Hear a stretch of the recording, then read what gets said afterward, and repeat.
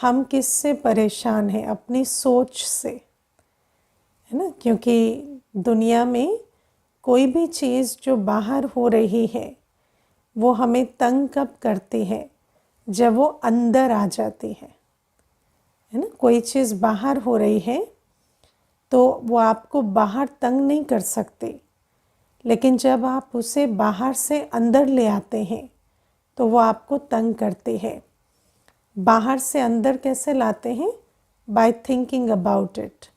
जब आप उसके बारे में सोचने लगते हैं तो ये जो संकल्प है, ये जो सोच है, इसी के आधार से हमारी खुशी गायब होती है, हमें परेशानी होती है, दुख होता है, चिंता होती है या ओवर थिंकिंग चलती है, तो उस कारण से हमें डिस्कम्फर्ट फील होता है अंदर।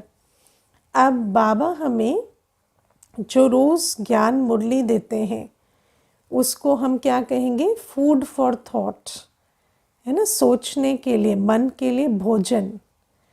और जितना हम इस भोजन का सेवन करेंगे, है ना, जितना हम अपने मन बुद्धि को इससे फुल रखेंगे, तो वो जो दुनिया की बातें हैं, दुनिया का जो चिंतन है, उससे हम ऊपर उठ सकेंगे। क्योंकि मन बुद्धि ऐसी मशीनरी है जो कंटिन्यूअसली चलती है, उसको रोक नहीं सकते। मन सोचेगा, तो अगर आप उसे सोचने के लिए श्रेष्ठ ज्ञान रतन नहीं देंगे तो ज़रूर है इधर उधर की बातों का चिंतन करेगा। तो बाबा आज हमें मुरली में यही बात समझा रहे हैं कि खुशी हर कोई चाहते हैं, हर कोई चाहता है मैं खुश रहूं। लेकिन और दुनिया में आजकल एक बहुत फेमस कोटेशन चलता है, हैप्पीनेस इज़ अ चॉइस, है ना, कि हैप्पीनेस जो है वो आपकी चॉइस है, आप खुशी का चुनाव करें। लेकिन खुशी का चुनाव हम कब कर सकेंगे?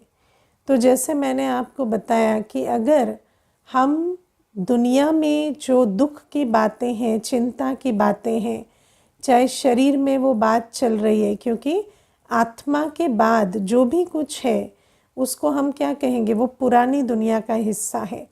चाहे फिर शरीर में कोई प्रॉब्लम चल रही है, संबंध में चल रही है, गृहस्थ व्यवहार में कोई बात चल रही है, या फिर संसार में चल रही है, वो सारी बातों का अगर हमारे मन में चिंतन चलता है तो फिर ऐसा मन खुशी का अनुभव नहीं कर सकता।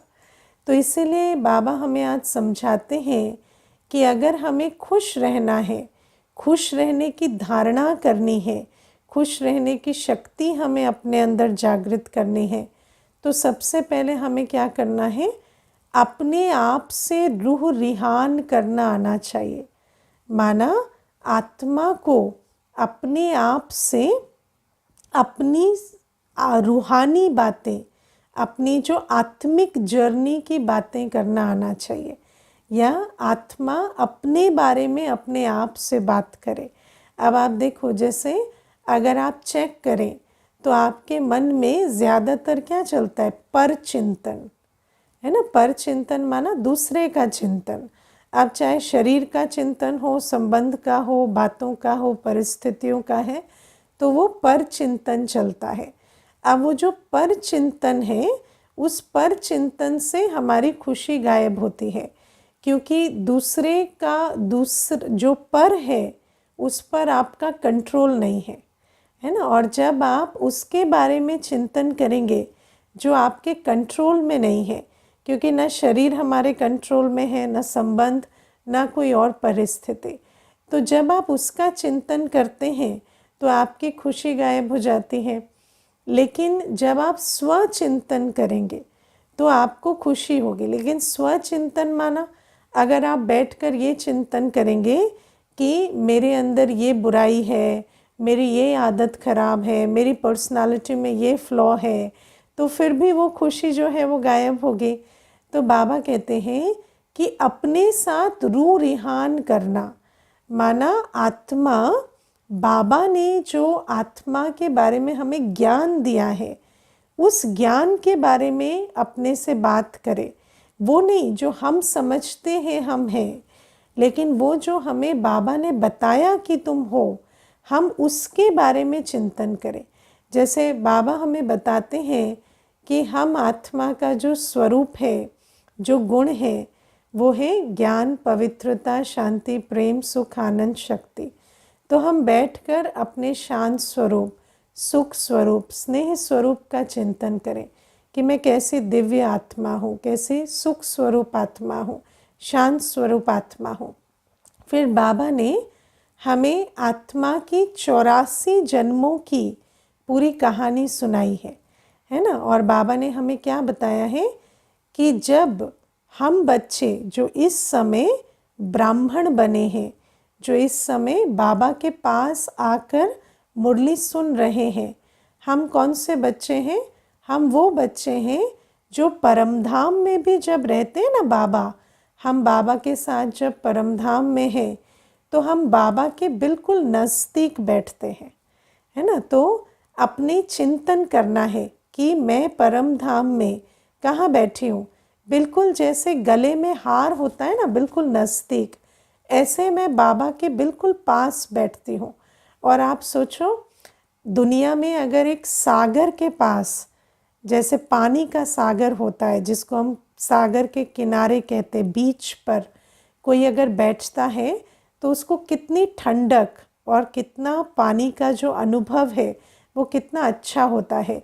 तो आप विचार करो, जब हम परमधाम में ज्ञान सागर, स्नेह सागर, सुख सागर के सम्मुख बैठे होते हैं, बिल्कुल नज़दीक, तो कैसा अनुभव होगा, है ना। तो बाबा कहते हैं ये चिंतन करो कि हम दूर बैठने वाले नहीं, हम तो बिल्कुल बाबा के पास बैठने वाली आत्मा है। फिर चिंतन करो, रूह रिहान करो, अपने आप से बातें करो कि जब हम सतयुग में आए तो सतयुग और त्रेता युग, दोनों युगों तक हम आत्मा कैसे थे? देव आत्मा। हमारी स्थिति कैसे थी? हमारी स्थिति थी शांत स्वरूप, सुख स्वरूप, पवित्र स्वरूप। हमारे संबंध कैसे थे? चाहे आत्माओं के साथ, चाहे प्रकृति के साथ, हमारा संबंध बिल्कुल हार्मनी का था। कोई खटपट नहीं, कुछ नहीं, बहुत स्नेह प्यार से हम एक दूसरे के साथ रहते थे। और प्रकृति जो थी वो हमें सुख देती थी। आज की तरह कभी, है ना, कभी सर्दी दुख देती, कभी गर्मी दुख देती, ऐसा नहीं, प्रकृति भी हमें सुख देती थी। और हमारे पास सतयुग में अप्राप्त नहीं कोई वस्तु देवताओं के खजाने में, ये हमारा गायन था। तो जब हम सतयुग में थे तो हमारे पास ऐसी कोई चीज़ नहीं थी जो ना हो और हमें संकल्प चले कि ये मुझे चाहिए। ऐसी कोई भी चीज़ सतयुग में आत्मा के पास अनअवेलेबल नहीं होती जिसके लिए उसको सोच चले कि ये होता तो अच्छा होता, क्योंकि सर्व प्राप्तियाँ होती हैं। और बाबा कहते हैं ना कभी रोग होता है, ना अकाल मृत्यु होती है। तो कितनी सुंदर सृष्टि में मैंने 2500 वर्ष बिताए, है ना। दुनिया में जैसे देखो, याद करते हैं कि बचपन कैसा था तो खुशी होती है ना कि बचपन में हम खेलते थे, खाते थे। लेकिन आप सोचो, कलयुगी बचपन तो फिर भी, है ना, दुख वाला भी होगा। किसी ने डांट भी लगाई होगी, मारा भी होगा, है ना, कोई चीज़ छीन भी लिया होगा। लेकिन बाबा कहते हैं हमारा जो आत्मिक बचपन है वो कितना मीठा था। तो उसके बारे में चिंतन करें। उसके बाद हम जब द्वापर युग में आते हैं तो जिस बाबा ने हमें संगम युग में, शिव बाबा ने हमें संगम युग में जो देवता बनाया, उस शिव बाबा के हम बहुत बड़े बड़े मंदिर बनाते हैं, बहुत प्यार से मंदिर बनाते हैं। तो आप विचार करो कि कितने स्नेह से हमने बड़े बड़े मंदिर भक्ति मार्ग में शिव बाबा के लिए बनाए। उन बातों को भी याद करो, क्योंकि बाबा कहते हैं जो मंदिर बनाने वाले होते हैं वही मंदिर बनने लायक, मंदिर लायक बनते हैं अभी, है ना। तो हम अभी मंदिर में बैठने लायक बन रहे हैं, देवता बन रहे हैं। तो ज़रूर है हमने भक्ति मार्ग में बहुत प्यार से बाबा को याद भी किया है और बहुत भव्य मंदिर भी बनाए हैं। तो उन बातों को भी याद करने से खुशी होगी। और फिर अपने संगम युग के भाग्य को विचार करो। आप सोचो कि सारी दुनिया आज क्वेश्चन मार्क लगाकर घूम रही है ना, कि ये क्यों हो रहा है, ये कैसे हो रहा है। हर एक के मन में सिर्फ प्रश्न ही प्रश्न है। और हम बच्चे वो भाग्यवान बच्चे हैं जिनको बाबा स्वयं आकर हाथ पकड़कर सब प्रश्नों का उत्तर दे रहे हैं। बाबा हमें उन प्रश्नों का भी उत्तर दे रहे हैं जो हमें पूछने भी नहीं आते थे, है ना। हम तो कभी बाबा को पूछते भी नहीं कि बाबा हम कहाँ से आए, कहाँ जाएंगे। हम तो छोटी छोटी बातों में ही अटके रहते, लेकिन बाबा तो हमें तीनों कालों, तीनों लोकों, सबका ज्ञान देते। और बाबा हमें हर चीज़ की विधि बता रहे, तकदीर कैसे बनानी है, खुश कैसे रहना है, शांत कैसे रहना है, विश्व कल्याण कैसे करना है। तो बाबा कहते संगम युग के अपने भाग्य को सोचो, जो स्वयं भगवान सर्व संबंधों से हमारी पालना कर रहे हैं, सर्व स्वरूपों से पालना कर रहे हैं, ज्ञान सागर के स्वरूप से भी, स्नेह सागर के स्वरूप से भी। आपने कभी सोचा था आपको कोई रोज़ मीठे बच्चे कहेगा? हाँ, कभी किसी ने कहा था रोज़ मीठे बच्चे? हाँ, लेकिन बाबा तो हमें रोज़ स्नेह की भी पालना करते। बाबा हमें रोज़ नमस्ते करते। बाबा हमें शुरू में भी मीठे बच्चे कहते, अंत में भी मीठे मीठे सिकीलधे बच्चे कहते। रोज़ एक वरदान देते, रोज़ शिक्षा समझानी देते, रोज़ इतना मुरली में लाडले, स्नेही, प्यारे ऐसे शब्द कितनी बार हम बच्चों पर न्योछावर करते। और बाबा हमें कितनी सुख शांति की विधि दे रहे हैं। और बाबा कहते हैं सिर्फ मुरली में नहीं, मैं तो हर समय तुम्हारे साथ रहता हूँ। तुम जैसे ही मेरी तरफ बुद्धि को मोड़ोगे तो तुम अनुभव करोगे, है ना। बच्चा ही है जो बुद्धि को मोड़ता नहीं है बाबा की तरफ, वरना बाबा तो हमेशा हम पर स्नेह, शांति, शक्ति न्योछावर करने के लिए उपस्थित रहते हैं। तो बाबा कहते हैं कि संगम युग के अपने भाग्य को विचार करो। दुनिया में लोग कहते हैं कोई एक भी ऐसा हो जो हमारा भला सोचता हो, जिस पर हम ट्रस्ट कर सकें, जिसको हम अपनी बात कह सकें। और हमारे पास तो वो एक है, और वो एक ऐसा है जो हमेशा अवेलेबल होता है हमारे लिए। और बाबा कहते हैं फिर वो एक सिर्फ आज अवेलेबल नहीं है, वो तो हमें फिर यहाँ से लेकर जाएंगे और उस दुनिया में लेकर जाएंगे जहाँ 21 जन्मों तक हमें कुछ मांगने की, ढूंढने की कोशिश या पुरुषार्थ नहीं करना होगा। तो बाबा कहते हैं अपने संगम युगी भाग्य का भी चिंतन करो, है ना। और फिर बाबा कहते हैं कि ये भी चिंतन करो कि किस प्रकार हम धीरे धीरे ब्राह्मण से फरिश्ता बन रहे। अब आप विचार करो कि ये जो रियलाइजेशन है ना, जैसे रियलाइजेशन के लिए क्या चाहिए? रियलाइज, है ना। रियलाइज माना तीसरा नेत्र, समझ की का नेत्र चाहिए। क्योंकि जैसे आजकल आप देखो, जो लौकिक में भी, संसार में जो बच्चे होते हैं उनको आज सब कुछ मिलता है। जैसे पहले क्या होता था, जो बच्चे होते थे वो माता पिता के साथ साथ स्ट्रगल भी करते थे, है ना। कोई चीज़ नहीं मिलती, कोई सुविधा नहीं मिलती, गरीबी हो, भूख हो, कुछ भी हो, उनको साथ में देखनी होती थी। लेकिन आज वो समय नहीं रहा। आज हर बच्चा जो है वो भौतिक रूप से बहुत अच्छे संपन्नता में जन्म लेते हैं। लेकिन जब वो बच्चा ऐसे संपन्नता में जन्म लेते हैं तो कई बार उन बच्चों को रियलाइजेशन नहीं होती। और आजकल आप देखेंगे कि मेजॉरिटी जो दुनिया में बच्चे होते हैं जिनके पास सब कुछ होता है वो उसको ग्रांटेड लेते हैं, है ना। तो क्या हो गया, तो क्या हो गया, मेरे पास है तो क्या हो गया, आपने किया तो क्या हो गया कि अगर मुझे स्ट्रगल नहीं करनी पड़ी तो वो उस बात को रियलाइज़ नहीं करते। और रियलाइज़ नहीं करते तो आप सोचो कि वो कितने अच्छे समय में जन्म लिए जहाँ कोई स्ट्रगल नहीं, पेन नहीं, लेकिन ग्रेटिट्यूड की जगह ग्रांटेड लेते हैं। और ग्रांटेड लेने की जगह वो जो खुशी होनी चाहिए वो नहीं है, उल्टा छोटी छोटी बातों के लिए कंप्लेंट करते रहते हैं। ऐसे ही बाबा हमें कहते हैं कि हम जो ईश्वरीय संतान हैं, हम जो ब्राह्मण बच्चे हैं, हमारा भाग्य बहुत ऊंचा है। शुरू से लेकर ड्रामा में जब से परमधाम से लेकर बाबा हमें कहते हैं तुम्हारा पार्ट जो है, तुम्हारा जो रोल है वो हीरो एक्टर का है ना। जैसे हीरो होता है ना, हमेशा लाइमलाइट में रहता है, तो ऐसे तुम भी हीरो एक्टर का पार्ट बजाते हो।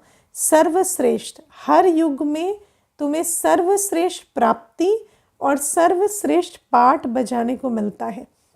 लेकिन बाबा कहते अगर बच्चा जो है वो विचार सागर मंथन ना करे, अगर रूह रुहान ना करे खुद से, तो उसको कभी समझ भी ना आए कि मैं सच में इतनी भाग्यवान आत्मा हूँ। क्योंकि भाग्य को भी रियलाइज़ करने के लिए उसका चिंतन करना पड़ता है ना। कई बच्चे ऐसे होते हैं, बाबा ने इतना ऊंचा भाग्य दिया है, लेकिन बैठे कैसे होंगे, ना हंसी, ना खुशी, ना उमंग, है ना। एकदम ऐसे बैठे होंगे जैसे शायद किसी ने कुछ छीन लिया हो आज। तो वो भी क्यों होता, क्योंकि अपने अंदर वो जो प्राप्ति है जो बाबा से हुई है उसको याद करने की बजाय कुछ ना कुछ पुरानी दुनिया की बात को याद कर रहे हैं, है ना। तो बाबा हमें कहते हैं अगर तुम अपने मन बुद्धि को जो रूह रिहान में बिजी नहीं करोगे, अपनी सर्व प्राप्ति का जो स्वरूप है, जो हीरो एक्टर का पार्ट है, उस पर अगर चिंतन मंथन नहीं करोगे तो खुशी कायम कैसे रहेगी। दूसरी बात बाबा कहते हैं तुम्हें अनासक्त वृत्ति धारण करनी है। अनासक्त वृत्ति माना मुझे कुछ भी नहीं चाहिए, मुझे कुछ भी नहीं चाहिए। इस पुरानी दुनिया में आपको कोई भी चाहना नहीं होनी चाहिए। बाबा हमें कहते हैं पेट 2 रोटी खाता है, 2 रोटी से ज़्यादा पेट नहीं खाता, है ना। और बाबा कहते खाता भी है 2 रोटी से ज़्यादा तो रोगी ही बनता है तो 2 रोटी से ज़्यादा खा के कुछ लाभ नहीं होता। तो पेट तो चाहे गरीब हो अमीर हो, 2 रोटी ही पेट खाता है। लेकिन बाबा कहते पुरानी दुनिया में इतनी इच्छा, चाहना, चाहिए चाहिए चाहिए रखते हैं और उसके पीछे जो है अपना तन मन धन और खुशी शांति सब गंवाते रहते हैं। और बाबा ने हम बच्चों को क्या वायदा किया है, हम बच्चों को बाबा ने वायदा किया है कि जब तक तुम्हारी अंतमते सोगति होगी, अगर तुम मेरे बन के चले हो, तुम मेरी श्रीमत पर चले हो, तो जब सारी दुनिया को भी दाल रोटी खाने को नहीं होगी ना, तुम्हें मैं वतन में भी बुला के खिलाऊंगा। बाबा कहते मेरे बच्चों का पेट कभी खाली नहीं रहेगा, तुम कभी भूखे नहीं रहोगे। तो बाबा कहते वो जो दाल रोटी है उसकी मैं गारंटी लेता हूँ और बाकी जो है बाबा कहते तुम्हें पुरानी दुनिया में कोई भी चाहना नहीं रखनी है। बाबा ने हमें कहा कि तुम अपना कर्तव्य करो। मान लो तुम्हारा कोई बिजनेस है, तुम्हारा कोई जॉब है, बाबा कहते करो उसे, वो भी क्या है संगम युग में एक टाइम पास है ना। तो उसको करो, उसको करते हुए समझो कि ये भी एक अपॉर्चुनिटी है बाबा की याद में कार्य करने की, संबंध संपर्क में आने वाली आत्माओं की अपने चेहरे चलन से सेवा करने की। तो ये नहीं सोचो कि मुझे कोई छोड़ देना है, लेकिन बाबा कहते जो भी तुम कर रहे हो उसमें जो तुम्हारी चाहना है उसको छोड़ दो। ये नहीं सोचो कि ये मुझे इतनी इनकम जनरेट करनी है, इतना पैसा चाहिए, इतना ये चाहिए, उस चाहना से नहीं करो। क्योंकि आप देखो ये जो चाहना है ना, ये चक्कर में डाल देती है, फिर सारे दिन जो है मन बुद्धि उसी में ही फंसी रहती है। और सबसे बड़ी बात है आप अपने आप से इसका उत्तर निकालना, ज़्यादा चाहने से ज़्यादा मिल जाता है क्या है ना, मिलता है करने से। तो अगर आप बाबा की याद में श्रेष्ठ कर्म करेंगे तो आपके पास सदा सब कुछ पर्याप्त होगा।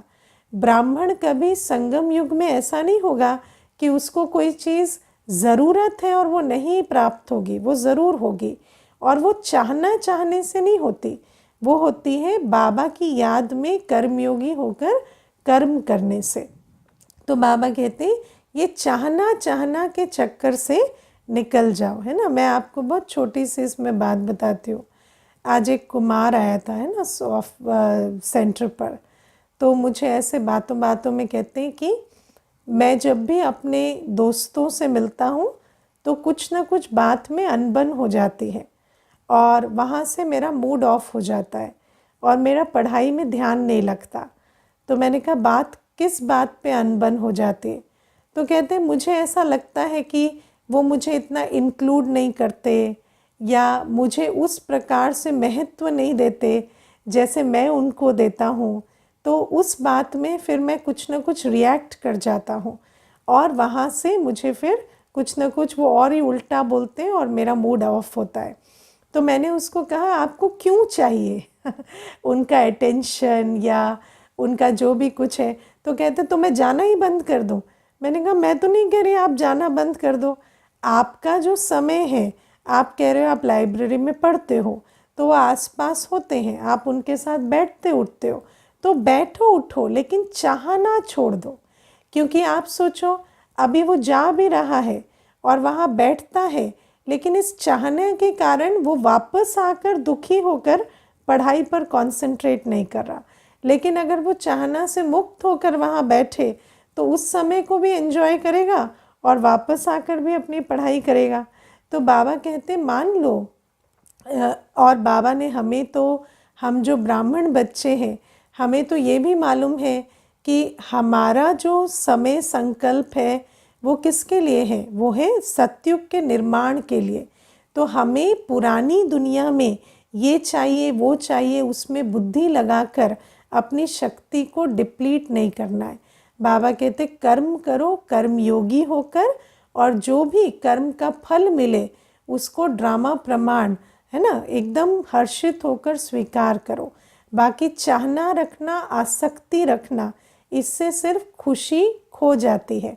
आप देखो दुनिया में जैसे मनुष्य होते हैं ना, कई आते हैं कहते हैं हमारे पास हम 10 साल से कोशिश कर रहे हैं, सफलता नहीं मिली, पैसा नहीं आता, हमें और पैसा चाहिए पैसा चाहिए। तो कई बार उनको कहने भी हमें लगता है कि आप इस पैसे पैसे की होड़ को छोड़ दो।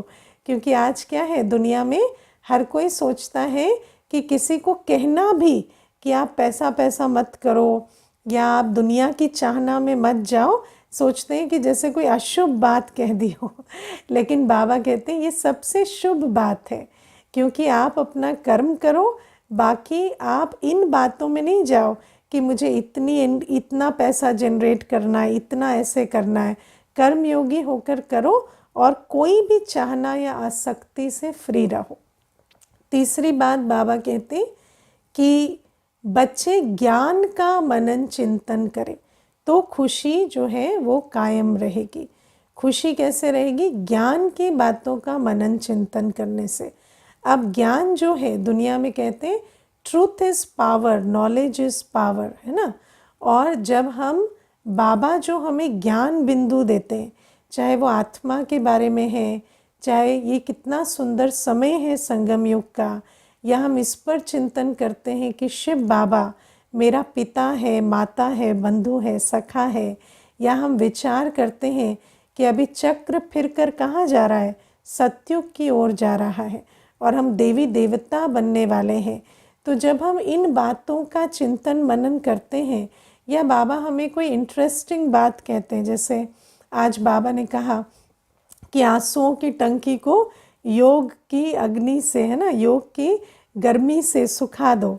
तो आप सोचो कि कितनी इंटरेस्टिंग बात है कि हर आत्मा के अंदर एक आंसुओं की टंकी है और उसको जितना योग की गर्मी से सुखाएंगे तो आंसू होंगे नहीं तो निकलेंगे नहीं, तो क्योंकि जो अंदर है वो बाहर निकलता है। तो बाबा कहते हैं ये जो छोटे छोटे रमणीक ज्ञान के पॉइंट्स हमें बाबा रोज़ देते हैं, बाबा कहते हैं उस पर मनन चिंतन करो तो इससे भी खुशी आएगी। क्योंकि बाबा की हर पॉइंट के अंदर खुशी, शांति, शक्ति समाई हुई है और उसको अनुभव करने के लिए हमें मनन चिंतन करना है। चौथी बात बाबा कहते कर्म योगी होकर कर्म करो। हर कर्म करते बाबा की याद में रहकर कर्म करो, क्योंकि जब हम बाबा की याद में रहकर कर्म नहीं करते तो फिर कैसे कर्म करते? मैंपन मेरेपन से, है ना। जब भी आप बाबा की याद में नहीं हैं और कुछ कर रहे हैं तो अंदर भावना क्या होती है, मैं कर रहा हूँ, है ना, या मेरे लिए कर रहा हूँ। तो जब ये मैंपन मेरापन होता तो आत्मा कर्म करते हुए थकती है, खुशी गायब होती है। लेकिन जैसे आप मोबाइल को यूज़ करते हैं, लेकिन यूज़ करते वक्त अगर आप उसे चार्जर से भी जोड़ कर रखें तो क्या होगा, एक तरफ यूज़ हो रहा है लेकिन साथ साथ चार्ज बढ़ रहा है, घट नहीं रहा। और कई बार ऐसा होता, आधा घंटा आपने यूज़ किया, जब शुरू किया था यूज़ करना तो 30% चार्ज था, लेकिन जब आपने यूज़ कर लिया आधा घंटा और चार्जर से जुड़ा हुआ है तो 100 चार्ज भी हो गया है और आधा घंटा आपने यूज़ भी किया। तो बाबा ऐसे ही कहते हैं कि आत्मा शरीर के द्वारा कर्म करते हुए अगर कर्म का या पुरानी दुनिया का चिंतन करती है तो वो डिस्चार्ज होती है। लेकिन अगर कर्म करते हम बाबा की याद में हैं तो कर्म भी हो रहा है और रिचार्ज भी हो रहा है। और ये प्रैक्टिकल अनुभव जो बच्चे निमित्त बनकर, कर्मयोगी बनकर बाबा की याद में कर्म करते हैं तो वो ऐसा अनुभव करते हैं कि जब सुबह निकले थे ऑफिस के लिए तब जिस स्थिति में थे, सारे दिन कर्मयोगी होकर काम किया और बीच बीच में अलग से भी बाबा की याद में बैठे, तो जब शाम को आए तो सुबह से भी अच्छी अवस्था थी, है ना, थकने की बजाय और ही जो है एनर्जी बढ़ी हुई है। तो बाबा कहते इस प्रकार से जब हम कर्म योगी बनकर कर्म करेंगे, कर्म कॉन्शियस होके कर्म नहीं, कर्म के रिजल्ट कॉन्शियस होके कर्म नहीं, लेकिन बाबा की मीठी याद में, चलो बाबा साथ में ये करते हैं, अच्छा बाबा ये हो रहा है इसमें आप इस प्रकार से मदद करो, अच्छा बाबा ये जो बात है उसमें उतनी रिजल्ट नहीं आएगी, कोई बात नहीं बाबा, लेकिन हम और आप तो साथ हैं ना। तो जैसे जैसे हर कर्म में हम बाबा को साथ रखकर बाबा के प्यार को, सुख को, शांति को अनुभव करते हुए कर्म करते हैं तो रिचार्जिंग भी होती जाती, खुशी भी बढ़ती है और काम भी हो जाता है। तो बाबा कहते ये है खुश रहने के तरीके। खुशी हमारे अंदर कायम रहे, इसके लिए 4 बातों की धारणा चाहिए। अपने आप से रूरिहान करना आना है ना, बाबा की याद में कर्मयोगी होकर कर्म करें, अनासक्त वृत्ति हो और ज्ञान का चिंतन मंथन करते रहें। और फिर आज बाबा हमें कहते हैं कि तुम्हें लाइट हाउस बनना है ना, लाइट हाउस बनना है माना बाबा हमें लाइट हाउस का अर्थ बताते हैं, एक आँख में मुक्ति, एक आँख में जीवन मुक्ति, है ना। बाबा कहते हैं हम बच्चे, हम वो नॉलेजफुल बच्चे हैं जो भले ही इस दुनिया में अभी रह रहे हैं, है ना, हमें भी मालूम है कि जब तक परम धाम के गेट नहीं खुलेंगे तो हम वापस नहीं जा सकते, लेकिन पुरानी दुनिया में रहते हुए भी हमें एक बात समझ आ गई है कि हमें जीते हुए जाने की तैयारी के लिए जीना है ना। तो हम यहाँ भी क्यों रह रहे हैं कि जैसे ही परम धाम के गेट खुले तो हम सीधा मक्खन से बाल जैसे निकलता है ऐसे अपने घर चले जाए और सत्युग जाकर राज्य करें। तो बाबा कहते हैं कि हम बच्चों की बुद्धि में, हम बच्चों की बुद्धि इस पुरानी दुनिया में रहते भी पुरानी दुनिया से निकली हुई है और हमारी एक आँख में मुक्ति है, एक आँख में जीवन मुक्ति है। हम जैसे दुनिया में होता है ना कि जो रिटायरमेंट के बाद 60 वर्ष के बाद मनुष्य की अवस्था कैसी होती है, आजकल तो बहुत आसक्ति वाले हो गए हैं, अटैचमेंट वाले हो गए हैं, तो इतना दिखाई नहीं देती ये बात, लेकिन जनरली ऐसा होता था कि जैसे 60 वर्ष की आयु हो गई उसके बाद मनुष्य कर तो सब कुछ रहा है ना, कार्य भी कर रहा है, पोते पोती को भी संभाल रहा है, सब कुछ कर रहा है, लेकिन ये भी सोच रहा है कि मेरी अंतमते सोगति कैसी होगी, है ना, मैं कुछ पूजा पाठ कर लूँ, मैं कुछ भगवान का नाम ले लूँ। क्यों? क्योंकि इसके अंदर दोनों बातें चल रही हैं। उसको ये भी पता है कि जब तक शरीर नहीं छूटेगा तो जा तो नहीं सकते, लेकिन ये भी पता है कि छूटना है और वो उसके लिए तैयारी करता है। ऐसे ही बाबा कहते हैं अब हम बच्चों को ये समझ में आ गया है कि चाहे शरीर 5 वर्ष का हो, 10 वर्ष का हो, 50 वर्ष का हो या 90 वर्ष का हो, हर आत्मा जो उसमें बैठी है उस आत्मा की अभी वानप्रस्थ अवस्था है। और हम अभी इस पुरानी दुनिया में रहते हुए भी हमारी अंदर बुद्धि में ये स्पष्ट है कि अब हमें घर जाना है और अपनी राजधानी में आना है। और बाबा कहते हैं जब जिसके अंदर ये बात स्पष्ट धारण हो जाती है उसके अंदर 2 निशानियां दिखाई देती हैं। क्या निशानी? पहली, वो सब काम करते भी बीच बीच में बाबा को याद करेंगे, क्योंकि उनको मालूम है कि मुझे जाने की तैयारी के लिए बाबा को याद करना है। तो भले ट्रेन में बैठे हैं तो जैसे ही फ्री हैं तो बाबा को याद करेंगे, दफ्तर में भी फ्री हैं तो सोचेंगे अभी कुछ देर बाबा को याद कर विकर्म विनाश करें। काम काज करते भी बीच बीच में बाबा को याद करेंगे। दूसरी निशानी, जब भी वो किसी से मिलेंगे तो कुछ न कुछ उनको ये मुख से ज़रूर सुनाएंगे कि सब कुछ करते भी अब आप ये चिंता करो कि मुझे जब जाना है तो मुझे सिर्फ अपने संस्कार और कर्म लेकर जाना है। तो हर आत्मा का अटेंशन खिंचवाएंगे कि अपने कर्मों की कमाई करो, अपने संस्कारों को दैवी बनाओ। तो ये जो अपने अंदर ये जो धारणा हो जाती है कि अब वानप्रस्थ अवस्था और हमें जाना है, तो हम जैसे लाइट हाउस बन जाते हैं। हमारी अवस्था से, हमारे नैनों से, हमारी वाणी से हर आत्मा को इशारा मिलता है कि यहाँ रहते हुए भी अब हमें आगे की तैयारी करनी है।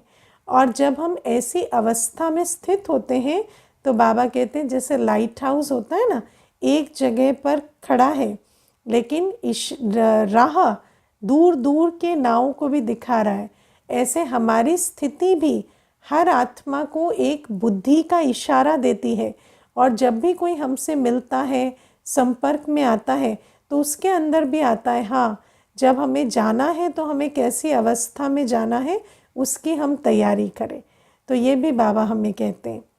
और फिर बाबा हमें कहते हैं योग से आंसुओं की टंकी को सुखा दो, क्योंकि हर आत्मा के अंदर जो भरा पड़ा है वही बाहर आता है ना। तो 63 जन्मों से हमने बहुत दुख लिया है ना, बहुत दुख लिया है। और वो सारा दुख कैसे जमा हुआ है? एक बड़ी टंकी है आंसुओं की, है ना। और जैसे ही दुनिया में होता है ना ट्रॉमा ट्रिगर हो रहा है, तो सारा ट्रॉमा इकट्ठा करके अंदर टंकी में जमा है। बहुत सारी टंकियां हैं, गुस्से की टंकी है ना, आंसुओं की टंकी, कंप्लेंट की टंकी, तो इतनी सारी अंदर अंदर भरी है। और जैसे ही इस समय कोई ऐसी बात होती है तो वो टंकी का नल खुल जाता है और फिर आंसू बहते हैं, या क्रोध आता है मुख से, या आँखों से क्रोध दिखाएंगे, या कुछ ना कुछ होगा। तो बाबा कहते हैं उस आंसुओं की टंकी को अभी योग से सुखाओ, क्योंकि जितना हमने पीछे दुख उठाया है, दुख क्यों लेते हैं? देह अभिमान के कारण, है ना। जब अपने अंदर दुख जो है परिस्थिति से नहीं आता, दुख आता है देह अभिमान से। तो जितना हम विभिन्न 63 जन्मों में जितने देह अभिमान में रहे, दुख लेते गए, तो वो सारा दुख अंदर भरा हुआ है। अब बाबा कहते बाबा स्नेह का सागर है, सुख का सागर है।